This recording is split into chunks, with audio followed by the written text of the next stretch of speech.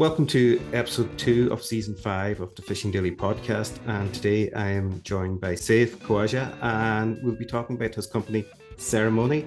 And this company is based in California, and it is using ancient Japanese techniques in order to bring a better quality of fish to the restaurants in California. Welcome, Saif. Awesome. Oliver, thank you for having me. I'm very excited for today. It's a very interesting concept that you have developed. And can you give us a brief overview of Seremoni and its mission? Yes. So Ceremony is a new philosophy and standard for the very best fish. We are scaling traditional artisanal systems, and fishing practices practiced basically in Japan at industrial scales and otherwise, in small mom and pop fishermen outside Japan. Ceremony is a subsidiary of Shinkei Systems, the holding company, and we are a robotics and technology company developing, technologies that I'm sure we'll get into very shortly. And what inspired you to get into this area? Yeah, so Peter Singer, this vegan activist and professor at Princeton, wrote an essay in a newspaper many years ago called "If Fish Could Scream." And it was all about how, because fish don't have vocal cords, we give them less empathy than we do to terrestrial animals like cows and chickens, right? And it talked about this whole the essay was really about walking, I think it was like along a river and seeing this fish being pulled out of the water by a fisherman that was then put into a bucket and left to flop around, right? As we know, most fish when they're brought to the decks of the boat, they are left to suffocate, asphyxiate. And Singer's argument was really that creates a huge impotence of stress, not necessarily the most humane practice relative to other slaughter techniques. And that started to get my brain thinking about the problem space. And I just searched on YouTube how to kill a fish. It was, kind of by chance. And I found Andrew Choi's videos. Andrew Choi is the head of the Ikejime Federation here in the US. So Andrew made a video with Vox on Ikejime, which is this Japanese technique that's kind of in like an analog to kosher slaughter for cows.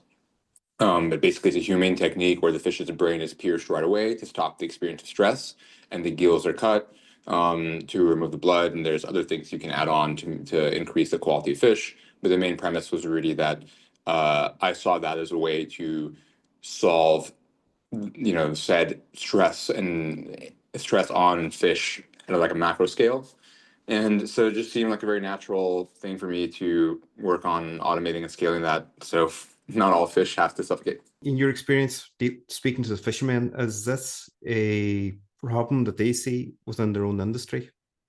Fishermen, I've worked as a deckhand after starting the company, so I have some context, right, to fishermen and their problems. And frankly, the industry is very, very hard one to survive in. I think it's maybe like in the top 5, most dangerous professions to work in for like lethal injuries and things like that, right? Here in the US at the very least. So, honestly, like, taking care of the fish is not necessarily the first priority. You combine the high pressure and danger in the industry with increasingly deteriorating margins, increasing fuel prices, lower, fish costs, and influx of farmed fish, like it becomes very difficult for fishermen to keep their own business afloat. And so then all these like, secondary and tertiary issues aren't front and center for them. So the way that we structure the business is we actually profit share with fishermen. So as opposed to giving them the machines and asking them to pay a fee on a per fish basis, or at least the machines from us, instead we actually give it to them for free, and then we pay them more to use it. So it ends up being a little bit of a win-win. And so that's kind of what Shinkei does. We develop the technology and we pass it through to the fisherman, and then Ceremony buys that fish at a premium to the market price, and then we sell that fish under our own label.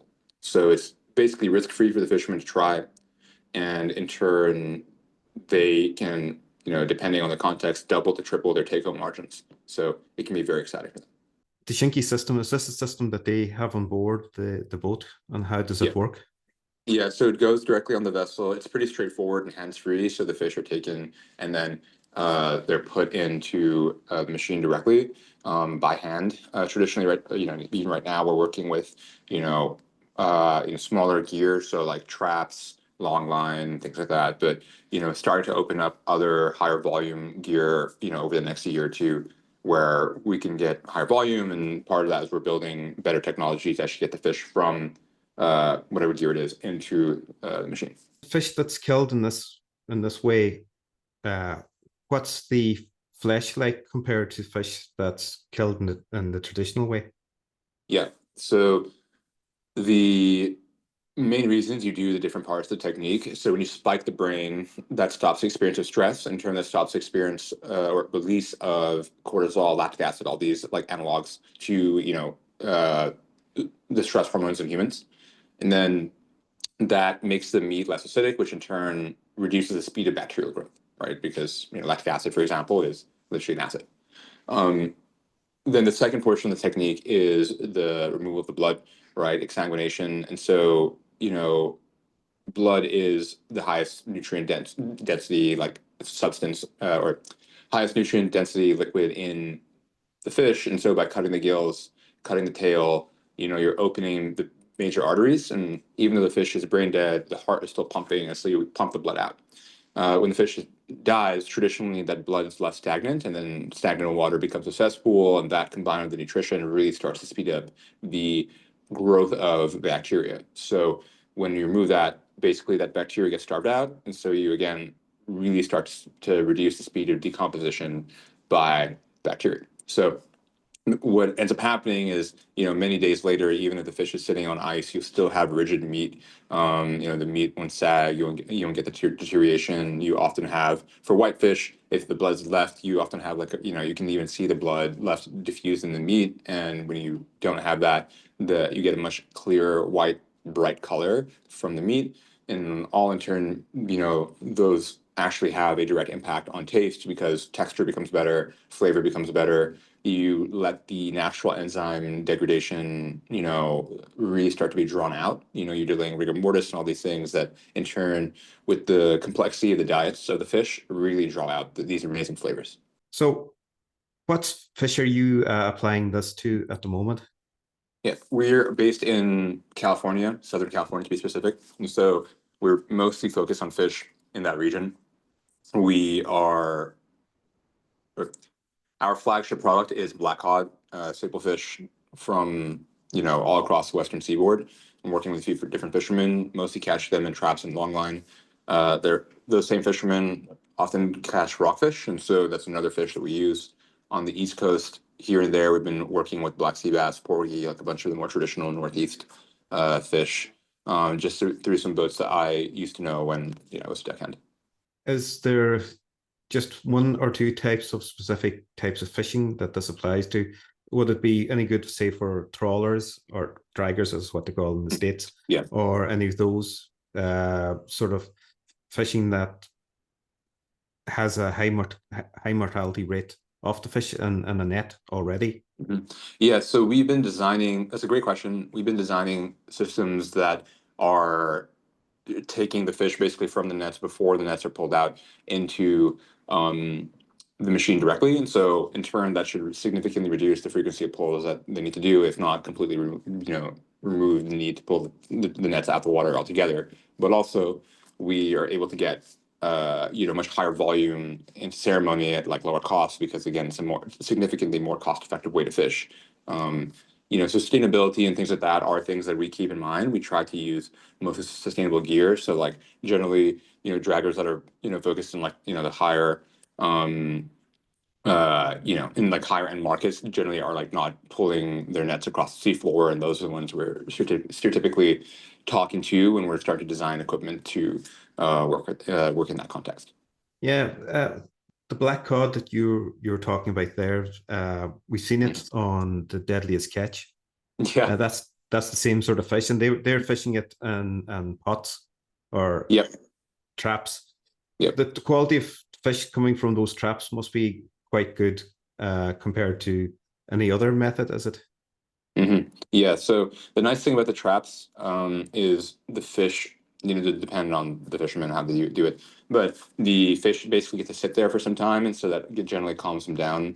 Obviously, the number of fish you can have in each trap, you can redesign to like not have a lot of weight pushed onto each fish, which in turn reduces the stress on them. All these extra effects. There's Ikejime, which is the core technique that we do, which is a slaughter method. But there's actually a form of the technique called Ikegoshi, which is even higher end than Ikejime, and that's used in only the like most extreme high end like omakases in Japan. And in that context, the fish are left in a water tank for 24 hours, and that calms just the cortisol levels down. There's no tension in the meat before EKG happens. And while traps are obviously in the wild, the form of the fishing mimics Ikegoshi very similarly. And we had a chef here who brought Ikejime over to a lot of the local fishermen. His name is Junia. He's the head chef at Yes and founder. And he said that our technique was basically mimicking a lot of the best Ikegoshi quality in Japan. So we've been able to see some of those benefits from really being detail oriented around how the gear works, and designing that process with the fishermen that we're working with. Yeah, I'd say in this part of the world here in Europe, the techniques you're talking about would be more related to, as you say, the high-end fish such as tuna. We wouldn't be relating it as much to the use on whitefish, but it is applicable to different varieties of fish rather than just the one. So how do you convince the restaurateurs to take on board your concept? You've already asked the fishermen, and that's something that you're doing there. But you also know yourself that a lot of restaurateurs would be sort of going, why am I paying extra for, is it any better? They might be asking. Cool. Seremoni is lucky to be served in many top Michelin star restaurants across the US. And there's like not by sheer luck. It was a lot of brute force and a lot of pitching and walking into the back of restaurants and just dropping off fish. And we just take a box, say delivery for chef, and then try and catch a chef if he was there or they were there. But otherwise, we're not able to really, do it any other way. I think that the chefs really love our product because the quality is really something you can taste, and you can look online, even at the Ceremony website, to see the quality difference is something you can even an untrained eye can look at and tell, right? Because of the blood diffusion, the texture, especially over time, by the point at which the fish is being received by the chef, the deterioration is happen enough that you can really start to tell the differences in a pretty stark way. The chefs, like most chefs are often very prideful about the education and things like that, and so teaching them about this next extra level of quality, depending on the chef, can actually be very, very easy, where they're excited to learn and they want to have the best in class product, or it can be difficult if they have attachment to their current buyers, or they believe that what they have is the best. So not always the easiest thing, but the reality is the fish is the best business card, and just showing them the fish much better can go 90% of the way. We often give samples to all of them, and that has been the best way to convince them. I suppose the other aspect is you'll probably be wanting to take your fish to the supermarket shelves, and for a consumer, could you compare and contrast the difference between the fish that's killed the Ikejime way and the fish that's killed the traditional way? What does the flesh look like? What's the differences to look out for? Yeah, so we have started Ceremony Grade, which is kind of like a certification that we have as a little stamp. So if you can always look out for that. We are already Ceremony fish is already found in a few small retailers, most notably is Happier Grocery in New York. So if you're in Soho in New York, feel free to walk in and take a look out for our product. In terms of the differences to look out for, there's differences you can see, which is, like I mentioned earlier, like texture, flesh color, being like more clear, more rigid flesh. if the fillet is sitting out, then the smell is often pretty stark. And because Okay. there's no blood sitting and in turn no bacterial decomposition with hours, up to a certain time, or minimal rather, minimal bacterial decomposition, in turn, you shouldn't really get that really strong fishy odor that traditionally you would find with the fish sitting out. So another thing to look for. All those things do translate into a longer shelf life at the consumer level. Don't have enough data to say, once you take it home, how much longer you can hold. We're still in the early stages of proving that out, but that is a very tangible benefit that, you can't necessarily look at or tell when you're buying the fish, but that you will be able to see once you take the fish home on top of the flavor. Yeah, I would always say to people, if you look at a fillet of fish and you see red spots on it, it wouldn't be I wouldn't be running to buy it. I would be avoiding it. I like Yeah. a nice clean white piece of flesh. It does look better. It does cook better. It does taste better, and it's just overall a better product. And when people see that, they should know that or notice those things. Um, let's talk about the QR codes for transparency that Ceremony Yep. has created. Can you tell us a little bit about that? On every single package, whether it's, a B2B, like, box that a distributor will receive, or it's a small package on the retailer, or the retail packs, the back will traditionally have a QR code that one can scan with their with their phone. And the that takes you to a link on our website that has a lot of information about all the different fishermen we work with, their gear, a little bit about their story, how they got started in fishing. It's pretty simple, but we over time want to evolve that into higher and higher resolution. The convenient thing about having the robots directly on boats is we're able to have, the software is like, all internal, so the fishermen can keep all their privacy, but we actually get a lot of the data around like when the fish was caught, and in turn can translate that to really high resolution transparency data for the retailers, and in turn incentivizing them to have a more clear understanding of where the fish is coming from. Yeah, it's one of those things, and as you said before, fish has never been brought up to held in the same esteem as meat. Yet, Right. no, fish is a very, very healthy product, and it Yeah. should be able to have that, because consumers should be able to have that same relationship with it. And you were talking there about the some of the top tier restaurants, Michelin star restaurants. Where could you find it if you were going out for a meal now, say in California or somewhere, Yeah. if you're over for a few days? Right. Great question. If you go to ceremony.com, we are based in California, so and obviously in Los Angeles. So most of the restaurants are in LA, and you'll have like multiple Michelin stars on their it's like Providence, I think, has like 2 stars. Really great collection there.